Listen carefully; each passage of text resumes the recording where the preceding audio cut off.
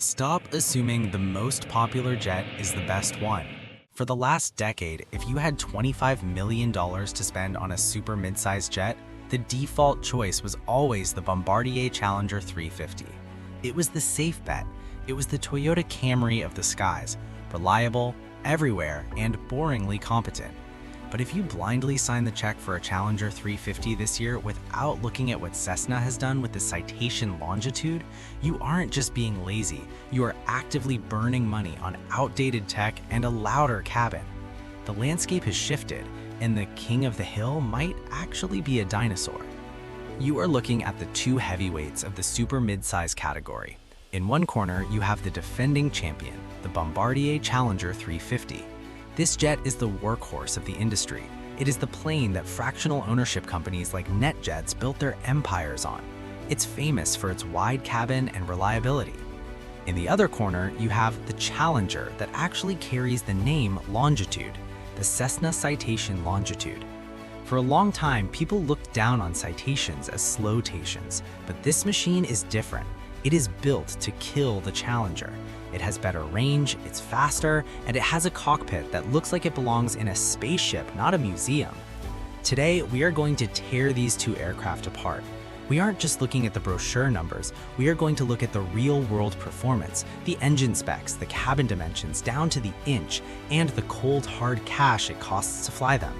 By the end of this video, you will know exactly which one deserves your millions. Let's start with the heart of the beast. You can't talk about performance without talking about what's pushing you through the air. Both of these aircraft rely on Honeywell, but they are using different evolutions of the same core technology. The Bombardier Challenger 350 is powered by two Honeywell HTF7350 turbofans. These are absolute tanks. They each pump out 7,323 pounds of thrust. That is a lot of power.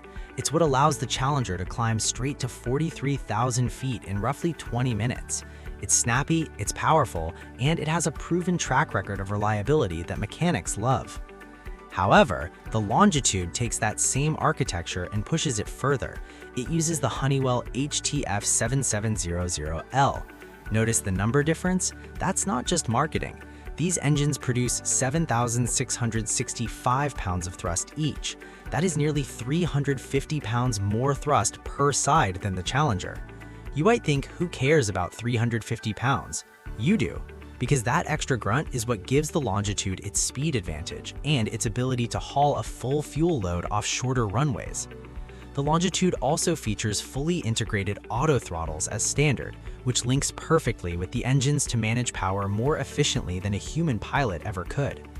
While the Challenger 350 certainly isn't underpowered, the Longitude just feels like it has that extra muscle when you need to climb over bad weather fast. Now, let's talk about what those engines actually do for you. This is where the marketing brochures often lie, so let's look at reality. The Bombardier Challenger 350 claims a range of 3,200 nautical miles. In the real world, with 8 passengers and luggage, you're looking closer to coast in the US. You can do New York to Los Angeles easily. You can do London to Dubai if the winds are nice. But the Challenger 350 is really a transcontinental jet, not a true intercontinental one. Its maximum speed is Mach 0.83, but you'll usually cruise around Mach 0.80 to save fuel. The Longitude changes the math. It has a range of 3,500 nautical miles. That extra 300 miles sounds small, but in aviation, that is the difference between making it to London non-stop from Teterboro or having to stop in bleak, snowy Gander, Newfoundland for fuel. The Longitude is also faster. It has a high-speed cruise of 483 knots true airspeed. If you're flying a 4-hour mission, the Longitude is going to get you on the ground about 10 to 15 minutes faster than the Challenger. And we have to talk about altitude. The Challenger 350 has a service ceiling of 45,000 feet. That is standard. The Longitude matches that with a 45,000-foot ceiling. However, because of that extra wing surface area and engine thrust, the Longitude tends to get to those higher altitudes faster. Why does that matter? Because at 45,000 feet, you are above the airlines, you are above the weather, and you're burning less fuel. If the Challenger is stuck at 41,000 feet because it's heavy, you're fighting traffic. The Longitude climbs above the mess. This is where the age difference really starts to show. It's like comparing an iPhone 8 to an iPhone 16. The Challenger 350 uses the Rockwell Collins ProLine 21 Advanced Avionics Suite. Now, don't get me wrong, ProLine 21 is professional grade. It is robust, pilots know it, and it works. But it looks old. It relies on 4 LCD screens that, while clear, are not the massive touch-sensitive displays we see in modern jets. You still have a lot of physical buttons, knobs, and a flight management system that requires a lot of typing on a keypad. It feels like a traditional airplane. The Cessna Citation Longitude features the Garmin G5000 flight deck. This is a game changer. We are talking about 3 massive landscape-oriented 14-inch high-resolution displays that dominate the panel. It supports split-screen capability, so you can have your approach plate, your weather radar, and your traffic all up at once without squinting. But the coolest part is the touchscreen controllers. Down where the throttle quadrant is, you have touch panels that control everything. It's intuitive. It's exactly how you use your phone. For the pilots, the Garmin G5000 reduces workload massively. It has synthetic vision technology standard, which means even in pitch black night or heavy fog, the pilot sees a virtual 3D rendering of the terrain outside on their screen. The Challenger has synthetic vision too, but the Garmin implementation just feels smoother and more next-gen. If you're a tech geek, or if you just want your pilots to have the most situational awareness possible, the Longitude wins this category hands down. Okay, this is the part you actually care about. You sit in the back, not the front. This is the battle of width versus silence. The Bombardier Challenger 350 has one massive advantage that has kept it at the top of the sales charts for years: the flat floor and the width. The cabin is 7 feet 2 inches wide. That is significant. It means when you are sitting in the club seats, you have room for your shoulders. You don't feel like you are rubbing elbows with the person across the aisle. The floor is perfectly flat, which makes walking to the lavatory easy. It feels like a big jet. The Citation Longitude is narrower. The cabin width is 6 feet 5 inches. You're losing almost 9 inches of width compared to the Challenger 350. You might feel that. The aisle is a bit tighter. However, Cessna played a different card. They focused on the sound of silence. The Longitude is widely considered the quietest cabin in the super-midsize class. We're talking about sound levels that are significantly lower than the Challenger. If you are trying to sleep or conduct a business meeting, the Challenger has a bit of that background whoosh noise. The Longitude is library quiet. Then there's the cabin altitude. This is a detail many buyers miss. When you fly at 41,000 feet, the plane pumps air in to keep you alive. The Challenger 350 maintains a cabin altitude of roughly 7,800 feet when flying high. That's like standing on a mountain. It fatigues you. The Longitude has a cabin altitude of just 5,950 feet at cruise. That is a massive difference. You'll land feeling fresher, your skin won't be as dry, and you won't have that groggy jet lag feeling as intensely.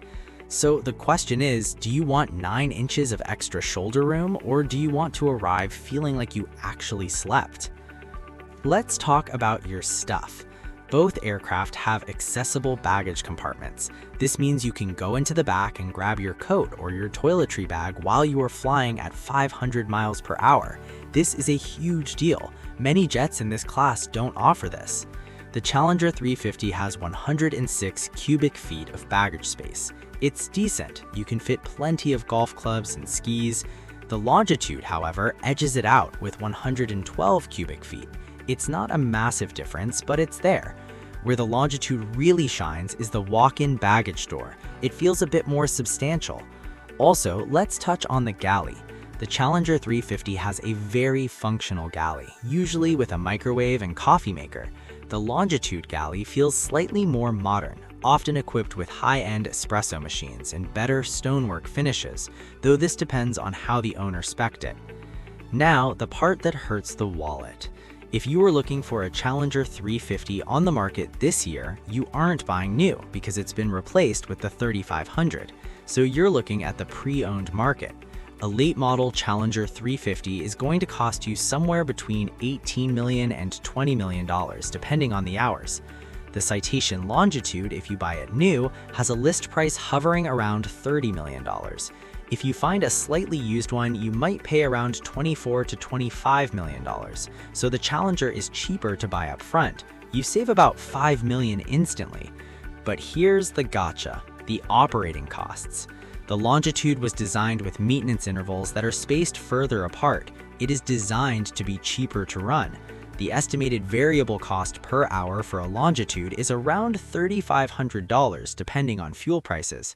The Challenger 350 is a bit thirstier and has slightly higher maintenance demands as the fleet ages, pushing its hourly cost often closer to $3,800 or $4,000. Over 400 hours of flying a year, that adds up. But honestly, if you can afford the jet, you can afford the gas. The real financial consideration is depreciation.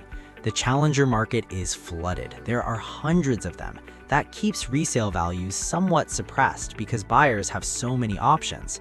The Longitude fleet is smaller, which can sometimes hold value better, but it's also a niche aircraft compared to the ubiquitous Challenger. So who wins this fight? If you are buying a jet for charter or you're a large corporation that needs to move 8 executives at a time, the Bombardier Challenger 350 is still the safe choice. That wide cabin is hard to beat when you have a full house. It's the boardroom in the sky. It's proven and mechanics everywhere know how to fix it. But if this is your personal jet, if it's usually just you, your spouse, and maybe 2 business partners, you should buy the Citation Longitude. The Longitude is the better flying machine. It is faster, it has longer legs, it has the lower cabin altitude that keeps you healthy, it has the quietest cabin in its class, and the avionics are light years ahead of the Challenger 350. The Challenger feels like a luxury hotel room from 2015. The Longitude feels like a piece of high-tech precision engineering from 2026. Don't let the Citation name fool you. This isn't a slow jet for retirees. It's a super mid-size killer that Bombardier should be terrified of. If you value your time and your physical comfort over a few inches of cabin width, the Longitude is the clear winner for this year. Click that subscribe button right now if you want to know which heavy jet is a total scam.